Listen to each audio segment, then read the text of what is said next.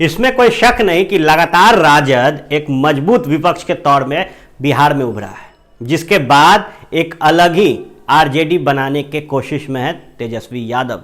आपको याद होगा कि लालू के ज़माने में उनके मामा यानी कि तेजस्वी के जो मामा थे वो भी लालू के पार्टी से बहुत ही सक्रिय थे और बहुत सारे विवादों में भी घिरे थे इनके दोनों मामा।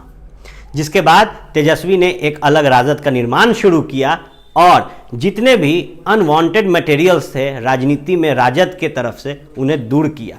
वहीं लगातार तेज प्रताप ने अपने पिता के स्टाइल में यानी कि लालू स्टाइल में बिहार में राजनीति शुरू की और ये दोनों भाइयों की अलग अलग स्टाइल की जो राजनीति है ये आज के युवा के साथ साथ शायद पूरा बिहार भी पसंद कर रहा है।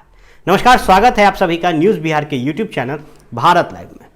आज से 6 महीने पहले तेज प्रताप और ऐश्वर्या राय की शादी हुई थी, जिसके बाद पूरे बिहार वासियों ने, खासकर तौर पर युवाओं ने इन दोनों को बिहार का भाई और भाभी का दर्जा दिया था। अब जब शादी के 5 महीने ही पूरे होने वाले थे, ऐसे में तेज प्रताप ने कोर्ट में याचिका दायर की थी तलाक की, जिसके बाद पूरा बिहार एकजुट होकर दोनों के रिश्ते को अटूट कहने की बात कह रहा था और बता रहा था कि इन दोनों का तलाक नहीं होना चाहिए। जिसके बाद घर से दूर रह रहे थे तेज प्रताप और लगातार बयानबाजी भी कर रहे थे और डायरेक्ट कह भी रहे थे कि तलाक होकर रहेगा।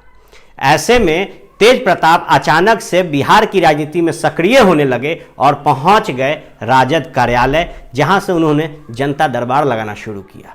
और लाजमी भी था, क्योंकि 90 के दशक में कुछ इसी तरीके से उनके पिता भी जनता दरबार लगाते थे और जो लोगों को बहुत पसंद आता था।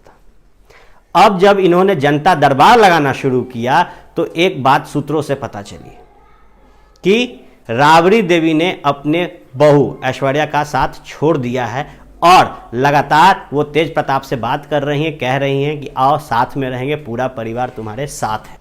ऐसे में जब तेज प्रताप अचानक से पहुंचे, और आपने देखा होगा भारत लाइव ने भी आपको दिखाया था कि किस तरीके से तेजस्वी यादव अपने बड़े भाई तेज प्रताप का आशीर्वाद ले रहे थे। पिछले हफ्ते जब दोनों की मुलाकात हुई थी, बहुत सारे राजनीतिक चर्चाओं पर भी बात हुई थी, लेकिन अब सूत्र ने एक और जरूरी जानकारी दी है और बताया है कि ये एक मास्टर स्ट्रोक है जो राबड़ी देवी ने इस बार खेल दिया है राजद को मजबूत बनाने के लिए।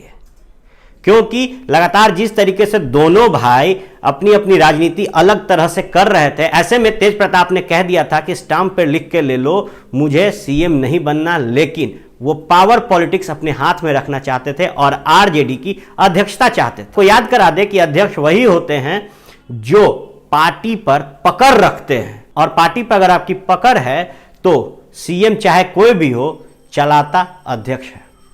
ऐसे में राबड़ी ने एक मास्टर स्ट्रोक खेला, जिसके बाद उन्होंने कहा कि ऐश्वर्या से हम नाता तोड़ते हैं और पूरा परिवार तुम्हारे साथ। अब सूत्रों से मिली जानकारी के अनुसार राबड़ी ने यह मास्टर स्ट्रोक सिर्फ इसलिए खेला है ताकि दोनों भाई मिलकर रहें और 2019 का चुनाव के बाद पूरा परिवार एक बार फिर बैठकर इन दोनों के रिश्ते पर बात करेगा और चाहेगा कि रिश्ता अटूट रहे।